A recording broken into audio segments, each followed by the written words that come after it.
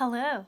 Today we're going to continue reading The Hobbit with Chapter 4, Overhill and Underhill. Here's our friend Bilbo Baggins. He's continuing on his journey.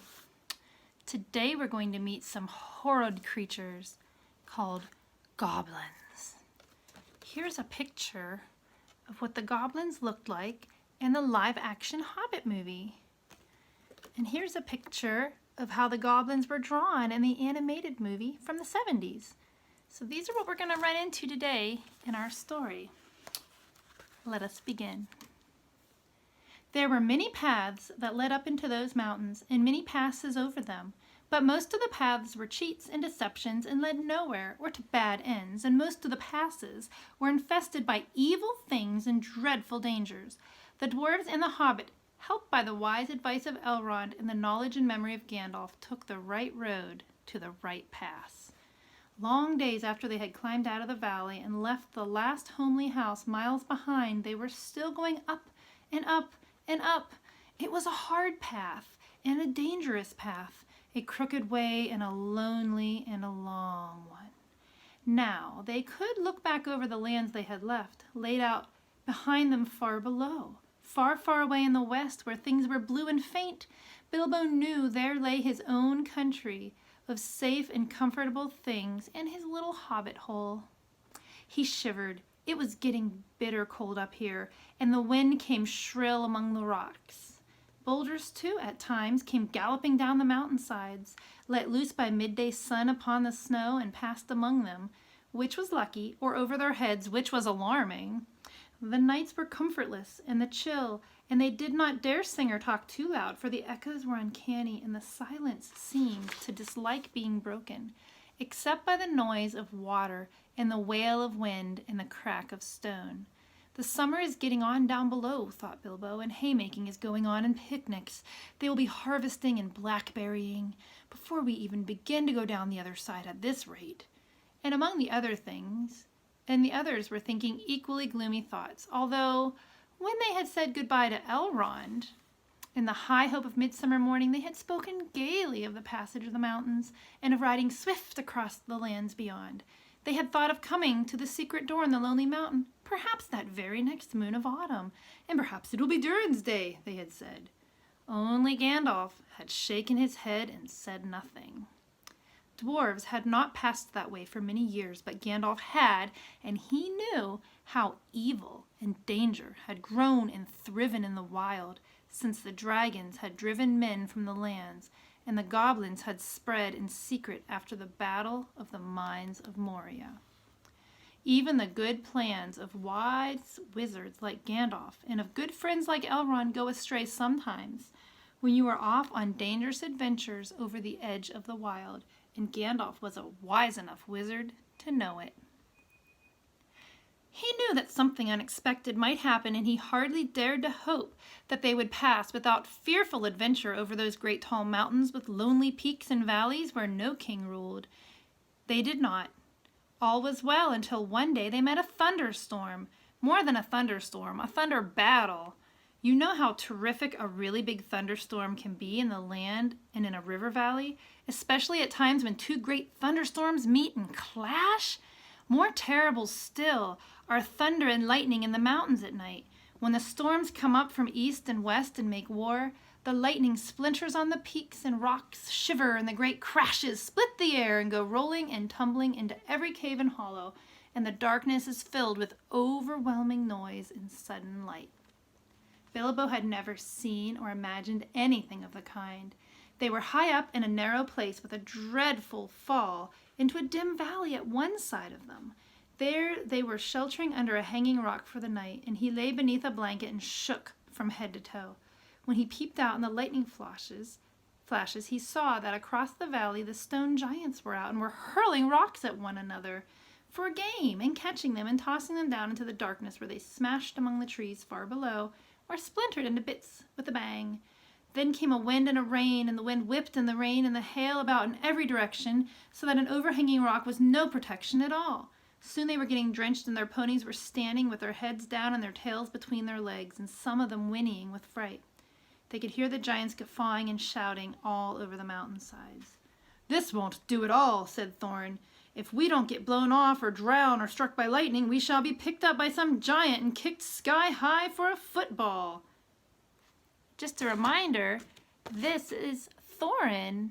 He is the leader of the dwarves. "Well, if you know of anywhere better, take us there," said Gandalf, who was feeling very grumpy and was far from happy about the giants himself. And there's Gandalf. The end of their argument was that they sent Fili and Kili to look for better shelter. They had very sharp eyes, and being the youngest of the dwarves by some 50 years, they usually got these sorts of jobs when everybody could see it was no use sending Bilbo. There's nothing like looking if you want to find something, or so Thorin said to the young dwarves. You certainly usually find something if you look, but it is not always quite the something you are after. So it approved on this occasion. Soon Fili and Kili came crawling back, holding on to rocks in the wind. "We have found a dry cave," they said, "not far from the next corner, and the ponies and all could get inside." "Have you thoroughly explored it?" said the wizard, who knew that caves up in the mountains were seldom unoccupied. "Yes, yes," they said, though everybody knew they could not have been long about it. They'd come back too quick. It isn't all that big, and it doesn't go far back. That, of course, is the dangerous part about caves. You don't know how far they go back. Sometimes, or where a passage may lead to, or what is waiting for you inside.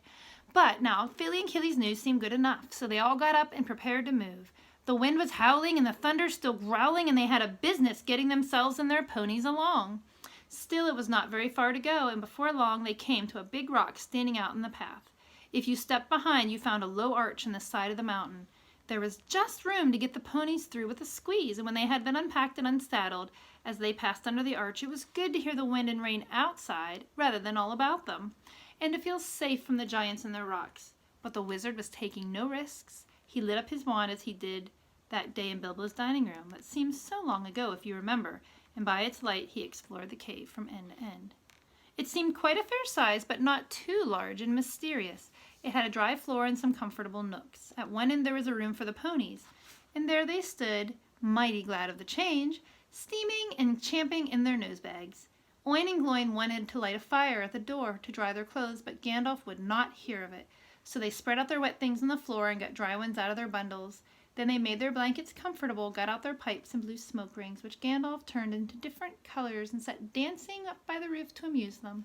They talked and forgot about the storm and discussed what each would do with his share of the treasure when they got it, which at the moment did not seem so impossible. And they dropped off to sleep one by one. And that was the last time they used the ponies' packages, baggages, tools, and paraphernalia that they had brought with them. It turned out a good thing that night they had brought little Bilbo with them, after all. For somehow he could not go to sleep for a long while, and when he did sleep he had very nasty dreams. He dreamed that a crack in the wall of the back of the cave got bigger and bigger, and opened wider and wider, and he was very afraid but could not call out or do anything but lie and look. Then he dreamed that the cave of the floor was giving way and he was slipping, beginning to fall down, goodness knows where to. At that he woke up with a horrible start, and found that part of his dream was true. A crack had opened at the back of the cave and was already a wide passage. He was just in time to see the last of the ponies' tails disappearing into it, and of course he gave a very loud yell, as loud a yell as a hobbit can give, which is surprising for their size. Out jumped the goblins, big goblins, great ugly-looking goblins, lots of goblins, before you could say rocks and blocks, and let's just review what those big, ugly goblins looked like. Oh, they jumped out of the crack in the back of the cave. There were 6 to each dwarf at least, and 2 even for Bilbo. And they were all grabbed and carried through the crack before you could say tinder and flint, but not Gandalf. Bilbo's yell had done that much good. It had wakened him up wide in a splintered second, and when the goblins came to grab him, there was a terrific flash like lightning in the cave, a smell like gunpowder, and several of them fell dead. The crack closed with a snap, and Bilbo and the dwarves were on the wrong side of it. Where was Gandalf? Of that neither they nor the goblins had any idea, and the goblins did not wait to find out. They seized Bilbo and the dwarves and hurried them along. It was deep, deep, dark, such as only goblins that have taken to living in the heart of the mountains can see through. The passages were crossed and tangled in all directions, but the goblins knew their way as well. as you do to the nearest post office. And the way went down and down, and it was most horribly stuffy. The goblins were very rough, and pinched unmercifully, and chuckled and laughed in their horrible stony voices. And Bilbo was more unhappy even than when the troll had picked him up by his toes. He wished again and again for his nice hobbit hole. Not for the last time. Now there came a glimmer of red light before them. The goblins began to sing or croak, keeping time with the flap of their flat feet on the stone, and shaking their prisoners as well. Clap, snap, the black, crack, grip, grab, pinch, nab, and down, down to Goblin Town you go, my lad. Clash, crash, crush, smash, hammer and tongs, knocker and gongs, pound, pound for underground, ho, ho, my lad. Swish, smack, whip, crack, batter and beat, yammer and bleat, work, work, nor dare to shirk, while goblins quaff and goblins laugh, round, round for underground below, my lad. Pretty horrible singing, right? It sounded truly terrifying. The walls echoed to the clap, snap, and the crush, smash, and the ugly laughter of their ho, ho, my lad. The general meaning of the song was only too plain now, for the goblins took out whips and whipped them with a swish and a smack, and set them running as fast as they could in front of them, and more than one of the dwarves were already yammering and bleating like anything when they stumbled into a big cavern. It was lit by a great red fire in the middle and by torches along the walls, and it was full of goblins. They all laughed and stamped and clapped their hands when the dwarves, with poor little Bilbo at the back and nearest to the whips, came running in, while the goblin drivers whooped and cracked their whips behind. The ponies were already huddled in a corner, and there were all the baggages and packages lying broken open and being rummaged by goblins and smelt by goblins and fingered by goblins and quarreled over by goblins. I'm afraid that was the last they ever saw of those excellent ponies, including the jolly, sturdy little white fellow that Elrond had lent to Gandalf, since his horse was not suitable for the mountain paths. For goblins eat horses and ponies and donkeys and other much more dreadful things, and they are always hungry. Just now, however, the prisoners were only thinking of themselves. The goblins chained their hands behind their backs and linked them together in a line and dragged them to the far end of the cavern, with little Bilbo tugging at the end of the drow. There in the shadows on a large, flat stone sat a tremendous goblin with a huge head, and armed goblins were standing around him carrying the axes and the bent swords that they use. Now goblins are cruel, wicked, and bad-hearted. They make no beautiful things, but they make many clever ones. They can tunnel and mine as well as any, but the most skilled dwarfs, when they take the trouble, though they are usually untidy and dirty, hammers, axes, swords, daggers, pickaxes, tongs, and other instruments of torture, they make very well, or get other people to make to their design, prisoners and slaves that have to work till they die for want of air and light. It is not unlikely that they invented some of the machines that have since troubled the world, especially the ingenious devices for killing large numbers of people at once, for wheels and engines and explosions always delighted them, and also not working with their own hands more than they could help. But in those days, in those wild parts, they had not advanced, as it is called, so far. They did not hate dwarves especially, no more than they hated everybody and everything, and particularly the orderly and prosperous. In some parts, wicked dwarves had even made alliances with them. But they had a special grudge against Thorin's people because of the war which you have heard mentioned, but which does not come into this tale. And anyway, goblins don't care who they catch as long as it is done smart and secret and the prisoners are not able to defend themselves. "Who are these miserable persons?" said the great goblin. "Dwarves in this," said one of the drivers, pulling at Bilbo's chain so he fell forward onto his knees. "We found them sheltering in our porch." "What do you mean by it?" said the great goblin, turning to Thorin. "Up to no good, I'll warrant. Spying on the private business of my people, I guess. Thieves, I shouldn't be surprised to learn. Murderers and friends of elves, not unlikely. Come, what have you to say?" Thorin the dwarf at your service, he replied. It was merely a polite nothing. Of the things which you suspect and imagine, we had no idea at all. We sheltered from a storm in what seemed a convenient cave and unused. Nothing was further from our thoughts than inconveniencing goblins in any way whatsoever. That was true enough. Said the great goblin. So you say. Might I ask what you were doing up in the mountains at all, and where you were coming from, and where you were going to? In fact, I should like to know all about you. Now that it will do you much good, Thorin Oakenshield, I know too much about your folk already, but let's have the truth, or I will prepare something particularly uncomfortable for you. We were on a journey to visit our relatives, our nephews and nieces, and first, and second, and third cousins, and the other descendants of our grandfathers who live on the east side of these truly hospitable mountains, said Thorin, not quite knowing what to say all at once, when obviously the exact truth would not do at all. He's a liar, only a truly tremendous one, said one of the drivers. Several of our people were struck by lightning at the cave when we invited these creatures to come below, and they are dead as stones, and he has not explained this. He held out the sword which Thorin had worn, the sword which came from the troll's lair. The great goblin gave a truly awful howl of rage when he looked at it, and all of his soldiers gnashed their teeth and clashed their shields and stamped. They knew the sword at once. It had killed hundreds of goblins in its time, when the farewell elves of Gondolin hunted them in the hills or did battle before their walls.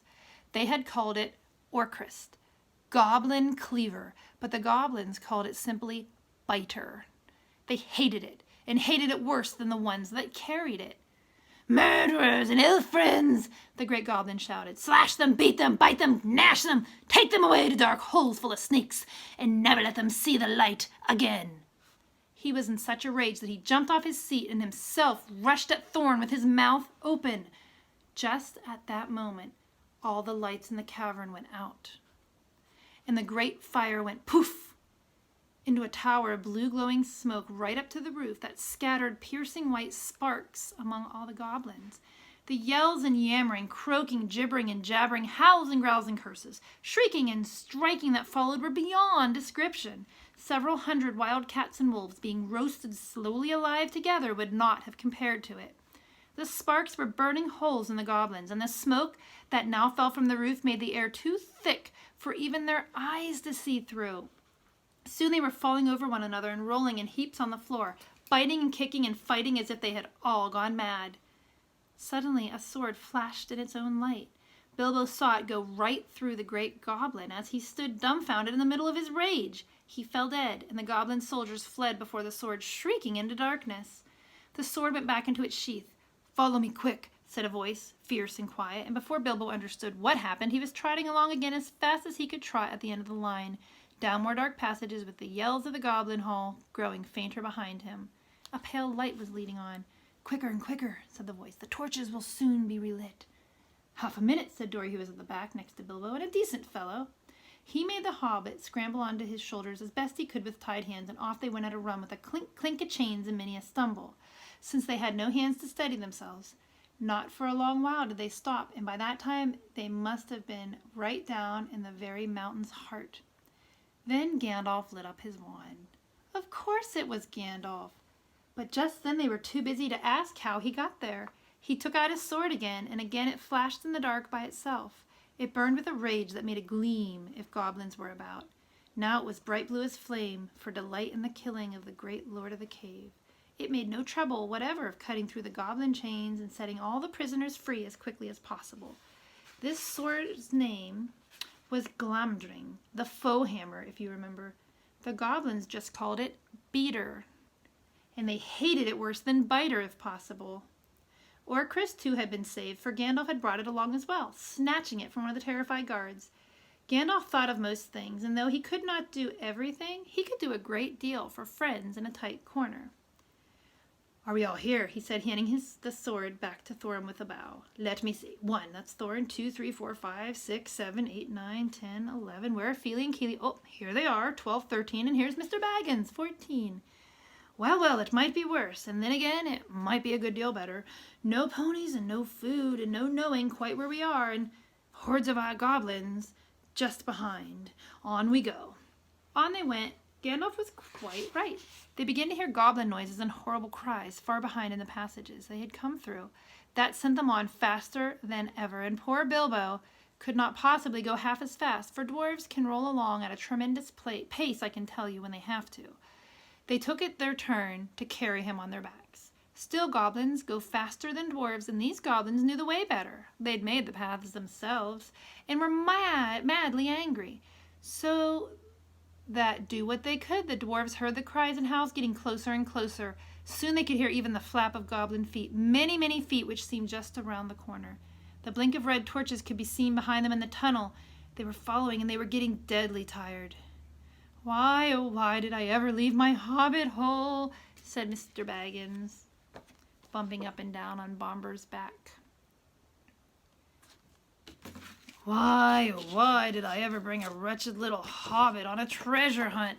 said poor Bomber, who was fat and staggered along with sweat dripping down his nose in his heat and terror. At this point, Gandalf fell behind, and Thorin with him. They turned a sharp corner. "About turn," he shouted. "Draw your sword, Thorin."